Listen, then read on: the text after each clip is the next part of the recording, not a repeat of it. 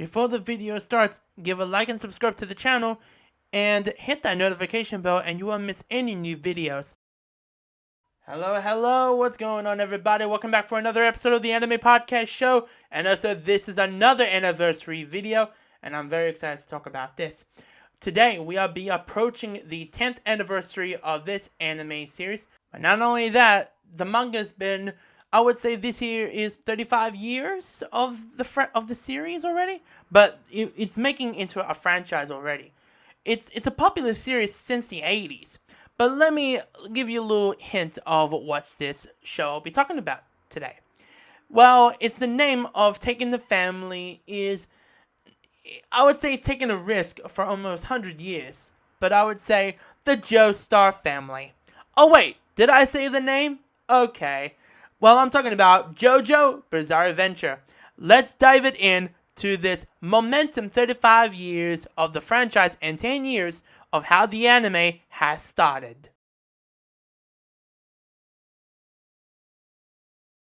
Before to this culture impact for this franchise, where can I begin with? Starting with the creator.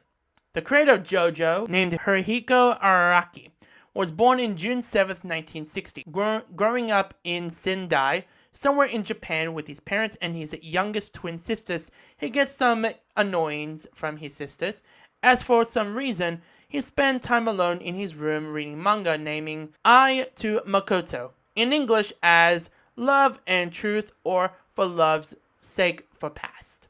Well, I have to mention about this because they had made live-action dramas and movies. That just want to get that out of the way. So, as the most important one to him, he supposed that his father's art books were his motivate for drawing manga. He was particularly influenced by the work of French artist named by Paul Gauguin. After that, he decides he wants to become a manga artist that he wants to share from his perspective. He wants to create brand new stories that never been told before as an aspect of what type of stories he wants to share for the rest of the world. During his days in school, he began secretly drawing manga behind his parents' back. He submitted his first work to a magazine. His first year of high school, all of his submissions were rejected, while other artists in his age or even younger were making successful debuts.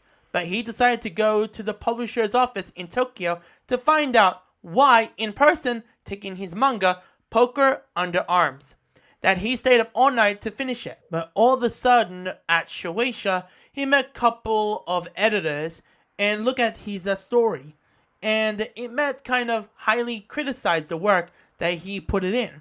But some of them have said, one would say is, he had a full potential of his future, and he knew what his passion for.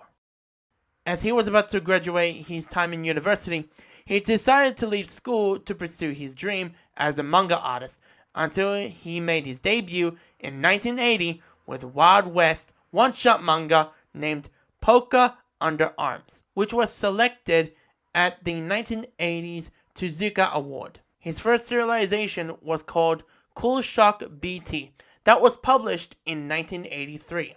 It's about a young magician who solves mysteries, but that didn't turn out that he wanted. But the following year later, in 1984, a ghoul horror series called Bayo was published by Weekly Shonen Jump in May of 1984 until February of 1985 for 2 volumes.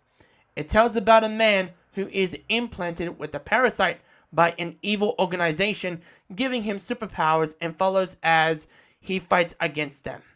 After that, he wants to approach a story as his big next adventure. He wants to make it as he's the popular series that people wants to remember him for. His next series he wants to approach on is a kind of a shonen series, the same level as Dragon Ball that came out 3 years earlier. Hiroaki wanted to use a classical method as a base before introducing modern elements, and aim for his stories he wants it to make as a realistic style, but uses surreal colors for understanding the concept of the story. Also, he wants to claim a story about mystery of the family's name in the central theme. He was fascinated, the complex he wants to take the risk. At that time, the audience doesn't know what the reaction is going to be if they're gonna like it or not gonna like it from the magazine. Setting up the story originally was gonna be planning for a trilogy, with the final confrontation taking place in the present-day Japan. But at that time, during the publication of the Stardust Crusaders, he wanted to end it there. But the publishers, they wanted more. So he continued the story to the present day. The story had been serialized in Weekly Shonen Jump magazine, issue 1, on January of 1987. It's been divided into 8 stories, following the adventures of a new protagonist bearing the JoJo nickname. Part 1, Phantom Blood, been serialized until October of 1987 in the same year. Part 2, Battle Tendency, came out November 1987 to March of 1989. Part 3, the most iconic arc of JoJo, Stardust Crusaders, March 1989 to April 1992. Part 4, Diamond is Unbreakable, April 1992 to November 1995. Part 5, Golden Wind, November 1995 to April 1999. Part 6, Stone Ocean, December 1999 to April 2003. That's the end of the Dio saga. Now, to the alternative universe in the JoJo universe, as the first story in the new JoJo universe, starting off with Part 7, Steel Ball Run, from January to October 2004. At the time, it was unclear if the story was actually a part of the JoJo storylines. However, the series was moved to Ultra Jump in 2005. It continued then on from March 2005 to April of 2011. And Part 8, JoJolion, still set in the same universe as Part 7, was serialized May of 2011 to August of 2021. Wow, 10 years. 10 years of this particular story. As currently right now, he's still making these new stories for JoJo for Part 9, 10, 11, and further to the future.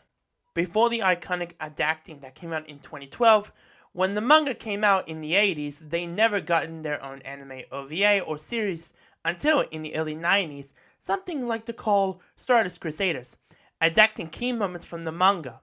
The original 6-episode series OVA came out in 93, starts off from Volume 20 when Jotaro, Joseph, and the gang are in Egypt for their quest to find Dio.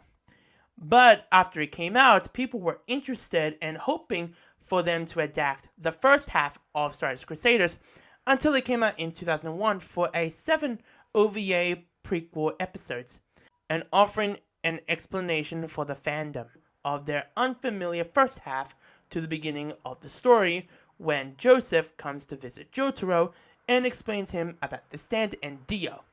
2 of the OVAs that came out in 1993 and 2001 were produced by Studio APPP. That stands for Another Push Pin Planning. Oh shit, here we go again. I don't want to talk about this, but as a part of a commemoration, the 25th anniversary for Hiroraki's career has began as a manga artist, plus into the 20th anniversary for JoJo Bizarre Adventure, so they want to adapt one of his best works, JoJo Bizarre Adventure, into a theatrical film. And the movie is, of course, been adapted for Phantom Blood, giving it a limited release showing on February of 2007 and adapting it by the same studio who done Stardust Crusaders in the past. Well, they had done one of the worst anime films in 2007. Here's why. It's very disgraceful to the creator's name and the JoJo's name as well. It has never released to the public, or a home release, or even sending it to internationally for an English dub. It's currently as lost media in history.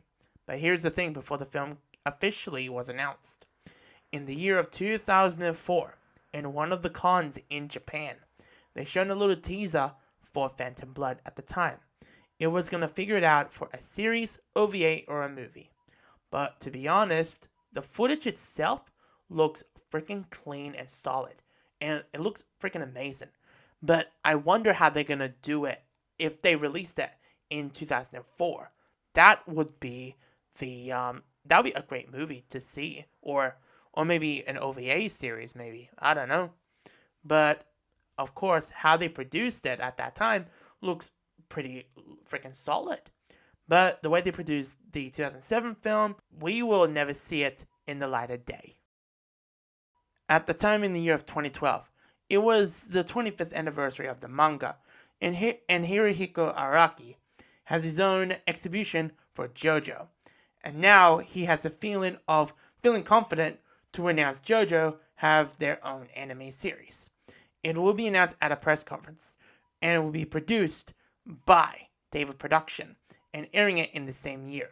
It will be premiering on October of 2012, Part 1 and Part 2 as Season 1, Adak's Phantom Blood and Battle Tendency.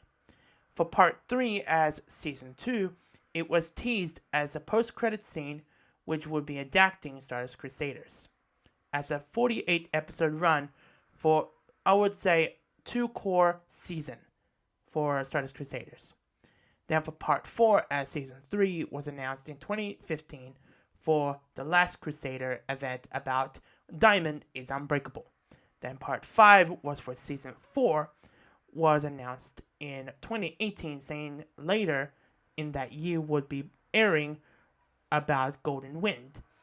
And I bet they were discussing and producing the season after working on Diamond is Unbreakable. And then they just straight away to work on Golden Wind. Now, Part 6, Season 5. It was a long time coming for Stone Ocean as it was going to be announced. And it was announced for a Joestar event in April of 2021. It will be released in the same year and streaming it worldwide on Netflix. But anyway, what is the legacy of JoJo?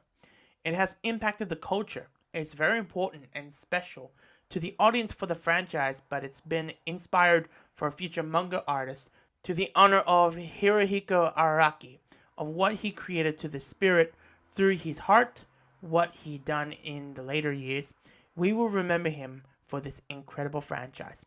Well, this is the end of this anniversary video to celebrate the 10th to the 35th anniversary of the franchise.